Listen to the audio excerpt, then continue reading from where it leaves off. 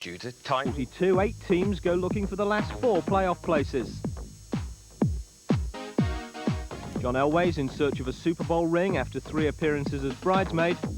We look at a factor which could decide whether or not he makes it to Minneapolis, the weather, and ask whether the Super Bowl favourite's name is an honour or an insult to American Indians. When Dallas and Detroit, two of the NFL's most improved teams, met at the Silverdome last Sunday, it marked the first time a divisional playoff had ever been played indoors. The Lions, who were unbeaten at home in the regular season, roared straight out of the gate. Outside quickly to Herman Moore, and Moore will get a Detroit first down, a gain of 11. And Kramer again will test him. He does. No flag. Kramer. Touchdown. Willie Green. The Cowboys answered that score with a field goal, but early in the second quarter, the Lions struck back. Pass is picked off. He went in the wrong direction. Going to be a touchdown, Detroit. Melvin Jenkins from 41 yards away. The Cowboys could only manage a field goal again on their next drive, so Jimmy Johnson at last decided to make a change at quarterback. Steve Berline was benched and Troy Aikman was in, and he probably wished he had stayed on the sidelines. Aikman, the quarterback. And back to throw. And down he goes. And back to throw with a blitz coming, and down he goes. First and 10, Detroit. Kramer back to throw it. Willie Green to the 35. Ray Horton made the stop, 15-yard gain, however. Pass is caught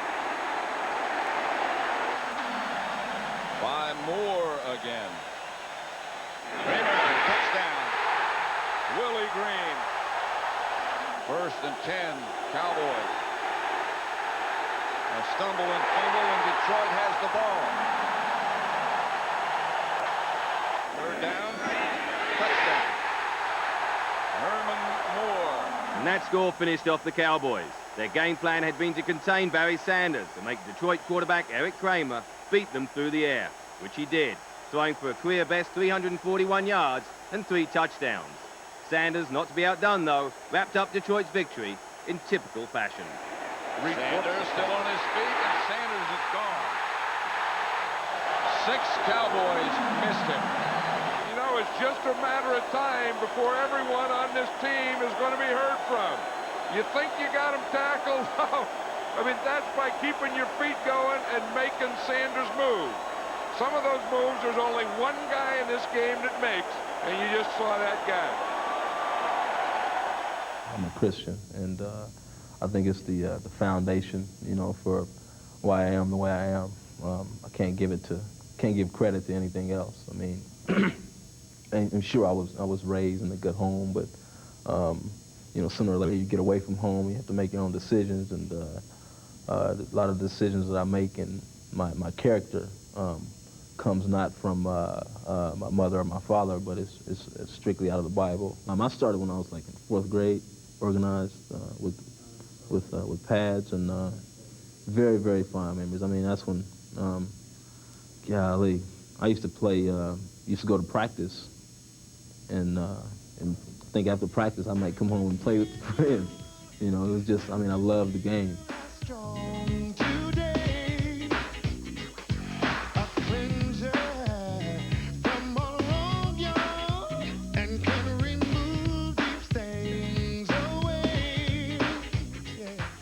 Definitely Heisman ceremonies.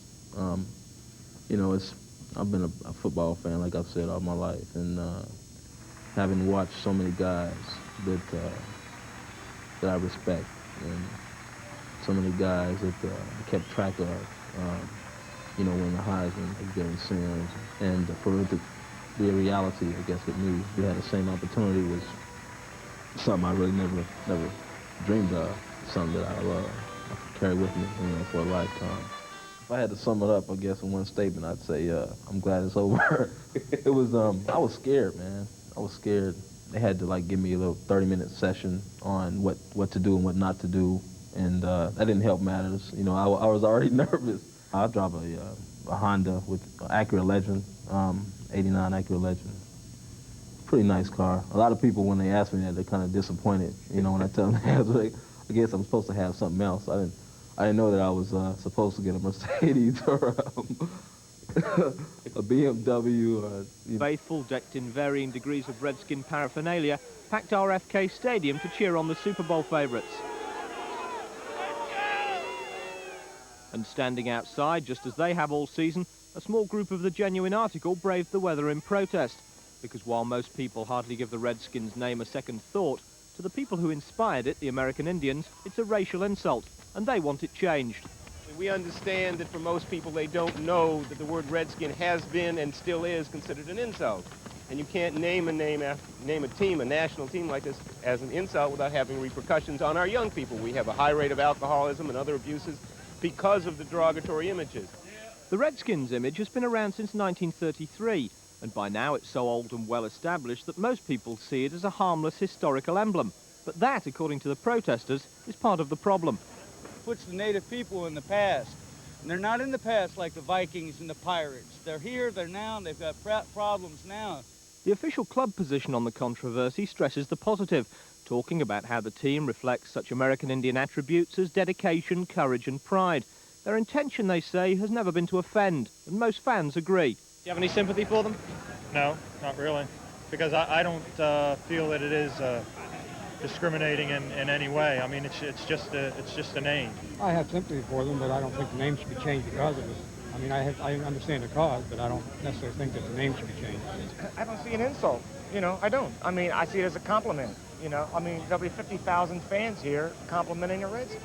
I don't think that American Indian people need anyone to honor them in this type of way, which it takes our religious symbols, it takes our culture, our heritage, and it humiliates. And it's not just Washington. If you count college and high school, the number of teams around the country with Indian names and mascots runs into the hundreds.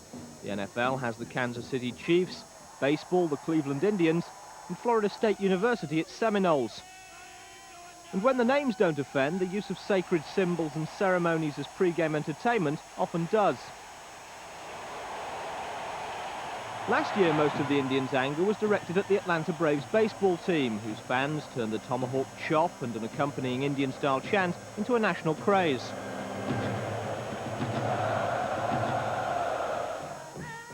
But despite mass protests organised by the National Congress of American Indians and the American Indian Movement, AIM, the Braves refused to change their name. So far, there's no sign of the Redskins budging either.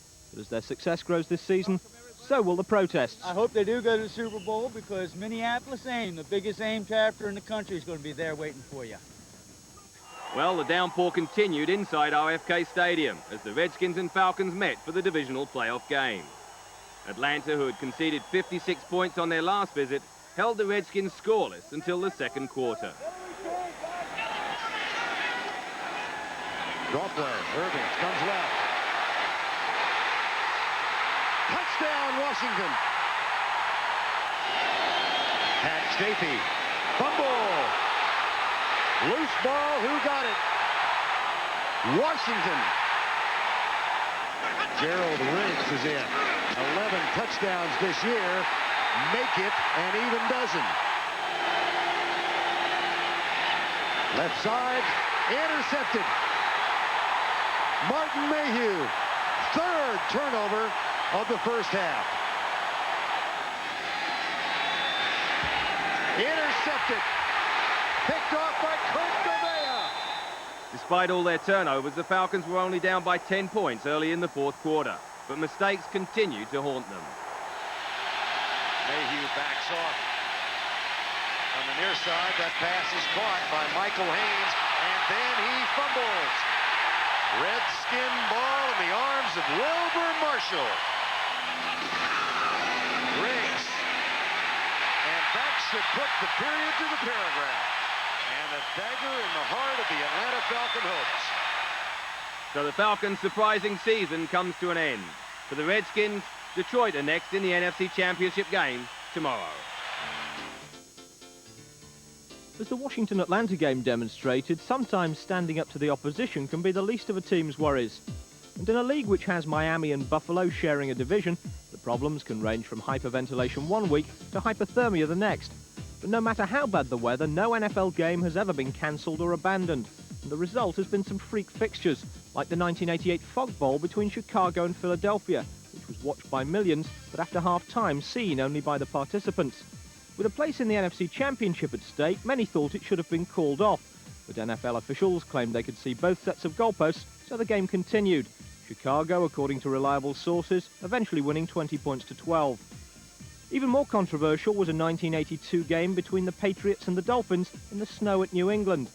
The match was scoreless until Patriots coach Ron Meyer sent a special team snowplow on to run a clearance pattern for kicker and one-time Channel 4 presenter John Smith.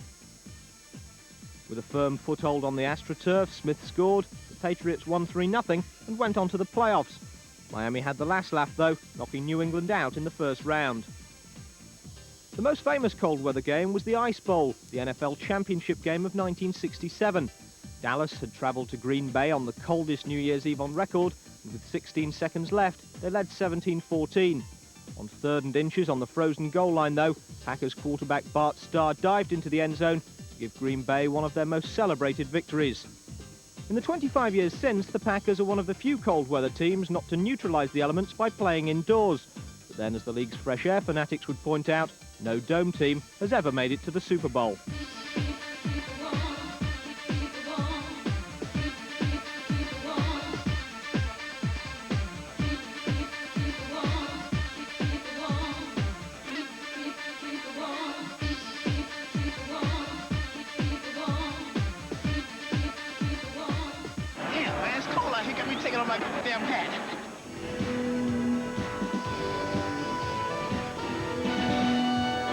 Chris Chandler of the Colts passes to Bill Brooks, who is contacted by a 49er at the 4, touches his hand down at the 2, and then stretches the ball through the plane of the goal line before any other part of his body touches the ground.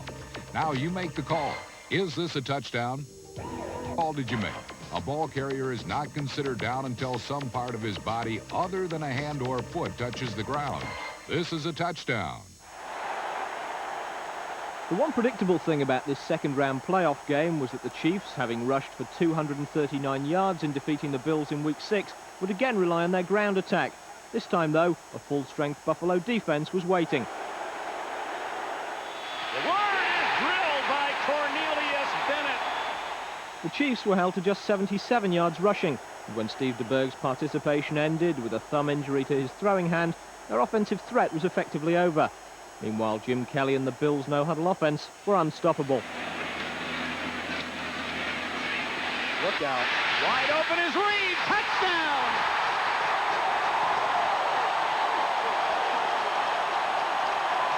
And open is Reed again. Andre Reed, touchdown!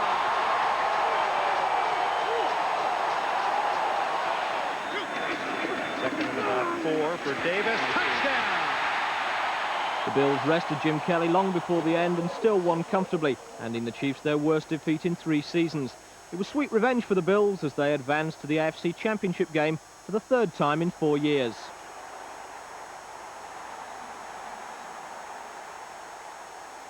The contest to decide who the Bills will meet in that game was far from being another one-sided affair, although early on Warren Moon seemed to have the Broncos over a barrel.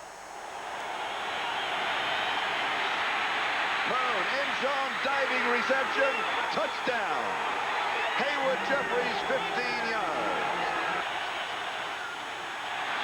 Moon looking to the end zone, all alone is Drew Hill. Denver's John Elway, having rested his ailing shoulder during the Broncos' bye week, was looking equally sharp. Touchdown, Vance Johnson. A bad snap, which holder Gary Kubiak couldn't get down in time, led to David Treadwell pulling the extra point attempt wide. Warren Moon then threw the Oilers' 3rd touchdown in as many possessions. Goes back right, touchdown. Curtis Duncan.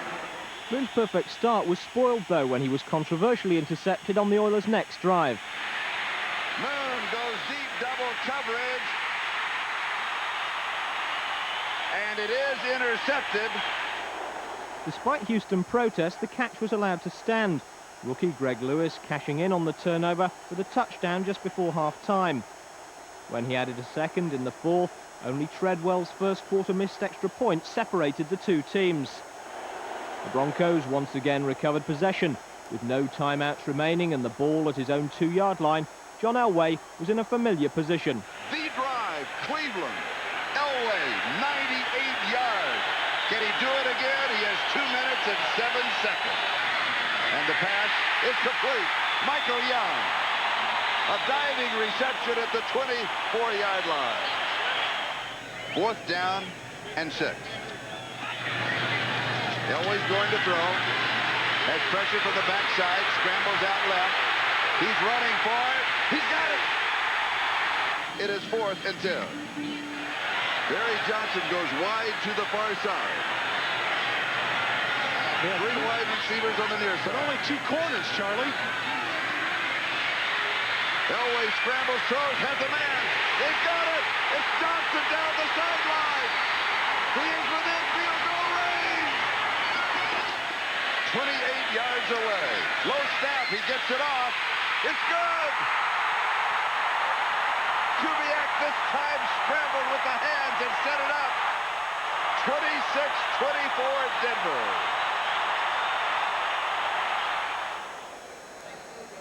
Hey, this is complete domination. The 49er offense has beaten the Denver Bronco defense every way a defense can be beaten. Super Bowl 24. The Broncos lost to the 49ers in a humiliating 55-10 rout. The next year, all was not well in the Broncos camp. Bickering and questions about the team's commitment contributed to a disappointing 5-11 season. This year, however, Denver's on a roll.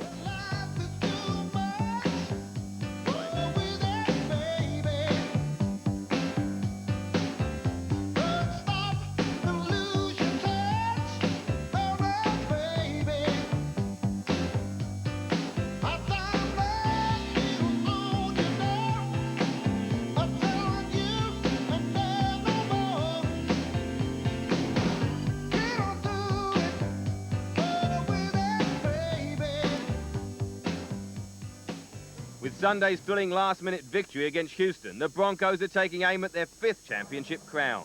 While the team trains for tomorrow's showdown with Buffalo in the warmth of their indoor pitch, quarterback John Elway is well aware that once again, all eyes are on him.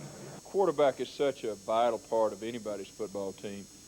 I felt like all along that if we could get the supporting cast around John to improve, upgrade the talent that we had in the supporting cast, then John would improve faster and faster. And we've been able to do that. We've been able to play, defense well, which is always important. But John has been the key. We definitely thought that we were better than 5-11 last year, and things kind of snowballed. And so we thought we had a good nucleus coming back, and we really, the organization did a great job in the draft and really helped ourselves, especially on defense, and been playing great defense all year. And here we are again. That defense has allowed the fewest yards and points scored in the AFC. They led the conference in sacks and interceptions, and in linebacker Mike Kroll have the NFL's Defensive Rookie of the Year. It's this youthful element that many say has helped turn them around and vanquish the spectre of past losses. There's a better balance between young and old than there was in the past, and they don't have the leftover baggage of losing Super Bowls and saying, why bother or whatever that. Everything's fresh and new to them. This could be my only shot, once in a lifetime thing, and this could be the last chance for a lot of guys who've been around for a while. So you have to really have a sense of urgency, and I don't know how the fans feel about it. Some people say that the Super Bowl jinx, for the Broncos, but I don't think people buy into that too much. With the cheers from Sunday's game still ringing in their ears, the Broncos are eagerly looking forward to playing again tomorrow. But thoughts of Minneapolis are never far away. My biggest goal is to win a Super Bowl. There's no question. I think that as anybody that plays this game, like that that's really the big pie in the sky is to win that Super Bowl. And I've had a taste of it 3 times. I haven't quite got there, but I'd definitely like to take a big bite out of that pie. Denver's Mile High Stadium, built in 1948, is the 4th oldest stadium in the NFL. For our extra point question this week, we want to know which team has the league's oldest.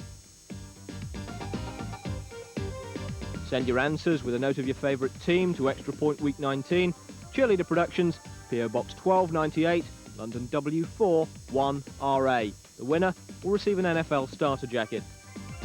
Flores was named as head coach of the Seattle Seahawks. Flores, who'd led the Raiders to victory in Super Bowl 18, has been the Seahawks general manager for the last 3 years. One of his first decisions was to hire Larry Kennan, the London Monarchs head coach, as his offensive coordinator. Kennan's replacement at the Monarchs will be his former defensive coordinator, Ray Woolsey. And on Wednesday, former Seahawk coach Chuck Knox was named as John Robinson's replacement at the Rams. These are the latest moves on the never-ending merry-go-round of NFL coaching. Offense! Now listen, they got 3 of their starting defensive linemen down. Right now, you go for the jugular. You go right at them. The game is on the line right now, but maybe the damn season. Now put yourself in that position right now.